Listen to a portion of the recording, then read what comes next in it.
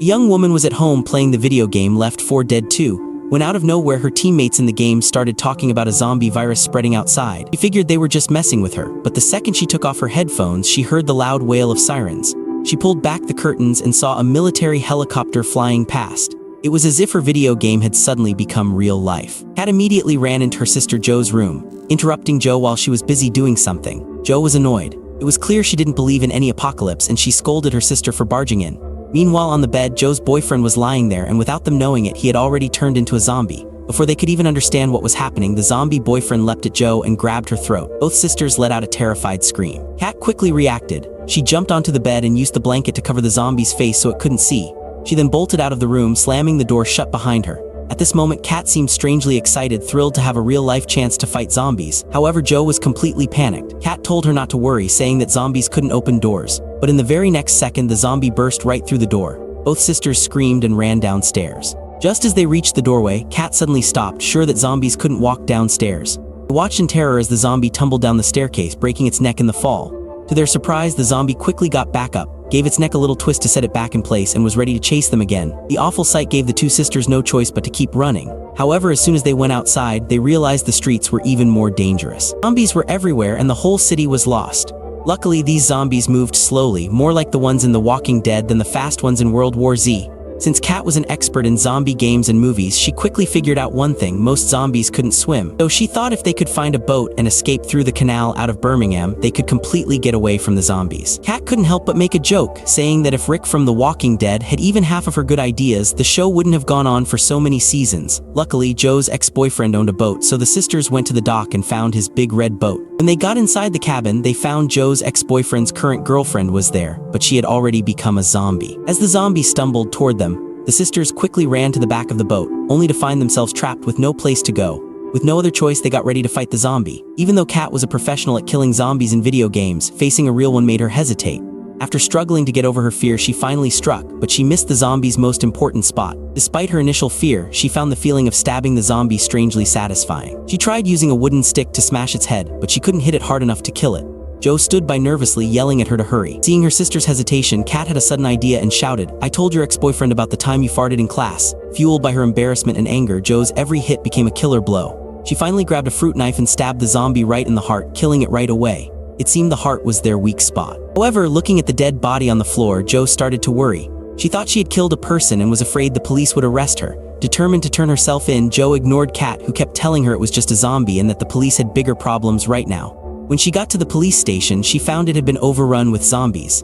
The infected officers began to move in on Joe from all directions. Panicked, Joe dashed into a dead-end alley and tried to open a door, but it was locked. She had no choice but to hide inside a nearby police car. When she turned around, she discovered a handcuffed zombie prisoner in the backseat. Luckily, the handcuffs kept the zombie from attacking her. Trapped with the zombie constantly snarling at her, Joe was clueless about what to do. Suddenly, car alarms blared outside, making the other zombies move away. Car door opened, and it was Kat who had come to the rescue. Joe was thrilled and thankful for her sister showing up just in time. Before they left, Joe couldn't resist giving the annoying zombie a piece of her mind. After a few steps, they both realized that in a world full of zombies, they needed to dress the part. They went to a nearby clothing store and chose their favorite leather jackets. Now they had outfits that were perfect for the apocalypse. But just as they were about to get on the boat, Joe's zombie ex-boyfriend came running after them. Without thinking, Joe threw a pot of flowers at him and quickly started the big red boat. However, the boat's speed was surprisingly slow, almost as slow as the zombies. Still, they were safer on the water. They didn't know that shortly after they left, Joe's ex-boyfriend got to the dock looking completely confused. Once on the boat, they tossed the zombie's body into the river, not realizing that two survivors had sneaked into the cabin. Seeing this, Sunny and Amber thought Joe and Kat were heartless killers and charged at them with wooden sticks. After a short fight and some frantic explanations, Sunny and Amber understood that the body was a zombie, not someone who had been murdered. With the misunderstanding cleared up, the group decided to team up. But just then, they saw a water gate blocking their way. They had to get off the boat and try to push it open. Despite using all their strength, the gate would not move. As the zombie crowd got closer, they rushed back to the boat, deciding to smash the gate with the boat itself. Luckily, their plan worked and they managed to break through, leaving the zombies behind once more. The group decided to have a cup of coffee to calm their nerves, but Joe, looking at a photo on her mug, was reminded of her ex-boyfriend. She wanted to call him, but in their rush, they hadn't brought their phones. Determined to get her phone, Joe decided to go home, while Kat planned to pick up the game guild leader, bragging about how smart the leader was at coming up with all these survival plans. With a meeting place set, they decided to split up. Amber went with Joe to find a car.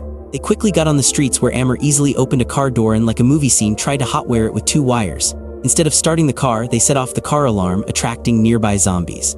Thankfully, both of them were good at running for their lives and managed to get back home safely. After getting the phone, Jo used its locator to find her ex-boyfriend's location. She impulsively decided to leave her sister behind, taking the neighbor's car to go find him. While driving and dialing his number, she didn't notice a zombie suddenly appear in the road and crashed into it, stopping the car. Jo peeked out and saw that a zombie was blocking the tire. She tried to back up but ended up getting sprayed with something that looked like watermelon juice. Her fear of germs took over and she froze. With zombies surrounding the car and her phone dead, she couldn't call her ex-boyfriend. Feeling completely overwhelmed, she burst into tears. Amber comforted her, helping her to calm down. An idea hit her. They opened the trunk, and while the zombies were trying to get in from the back, they managed to escape. Meanwhile, Kat and Sunny had picked up the game guild leader. However, her appearance was different from what they had imagined. Even so, Kat was full of admiration, praising her not only for her gaming skills but also for how impressive she was with a crossbow in real life, calling her skills terrifyingly impressive. However, Kat was too busy chatting to notice that the captain had actually been bitten by a zombie. Meanwhile, as they waited for Jo, a crowd of zombies had gathered on the shore. The captain, seeing this, confidently showed off her archery skills. Kat watched excitedly, but the captain's shot just grazed the zombies, missing them despite the large crowd. The captain quickly blamed the crossbow to save face. Sunny immediately thought the captain was all talk. Seeing how awkward the situation was, the captain made an excuse about saving ammunition and rushed into the cabin. After waiting for a long time with no sign of Jo, they decided to stop waiting. Just then, Sunny noticed a bite mark on the captain's arm. The captain claimed that she had just killed hundreds of zombies and got bitten while doing it. She insisted that based on the zombie movies she had watched, the virus was mostly airborne and a bite didn't always mean infection. Sunny pretended to agree but secretly grew suspicious of who the captain really was. He rushed into the cabin to tell Kat, who was skeptical, believing the captain was too skilled to be bitten by a zombie. Sunny, however, argued that he had met many online scammers like this before. To confirm his suspicions, he searched through the captain's backpack. Sure enough, the ID inside showed that the captain wasn't who she claimed to be. Kat couldn't believe her eyes as she looked at the ID, then angrily confronted the captain, demanding to know who she really was. Faced with the clear proof, the woman confessed the truth. She wasn't the real captain. The real captain had turned into a zombie and she had found the backpack along the way. As soon as she finished speaking, she transformed into a zombie and lunged at them. Sunny accidentally fell into the river, leaving Kat as the zombie's target. Kat led the zombie in a loop before cleverly climbing onto the ship's roof, but the zombie followed her up. Fortunately, the crossbow was up there. She grabbed it and fired at the zombie, only hitting its thigh. The zombie, now furious, hobbled menacingly toward Kat. In a crucial moment, Kat fired another arrow, this time hitting the zombie squarely in the heart. After pulling Sunny back onto the boat, Jo and Amber arrived. With the horde of zombies getting closer, they quickly started the big red boat and left the area. As they passed by a hotel, Amber suddenly remembered his friends who were staying there before the virus broke out, thinking they might still be inside. After talking it over, Kat decided to take Amber and Sunny to check out the hotel, while Jo stayed behind to look after the big red boat. Before leaving, Kat gave Jo specific instructions. If they didn't come back within 2 hours, wait for 2.5 hours. The 3 of them entered the hotel and first thought about taking the elevator, but fearing a zombie might suddenly pop out, they chose the stairs instead. After getting to the right floor, Amber began searching for his friend's room. Suddenly, a zombie appeared in the hallway, and worse, more zombies were coming from the other end. Just when it looked like they were finished, a door next to them swung open, revealing a man who looked exactly like Trump. It was Amber's friend. The 3 quickly hid inside. Overwhelmed with relief at seeing his friend alive, Amber gave him a big hug. However, the zombies outside showed no sign of leaving, keeping them trapped in the room. Meanwhile, without the others knowing, Jo, with her face covered in blood, decided to leave her post and head to the hotel for a hot shower.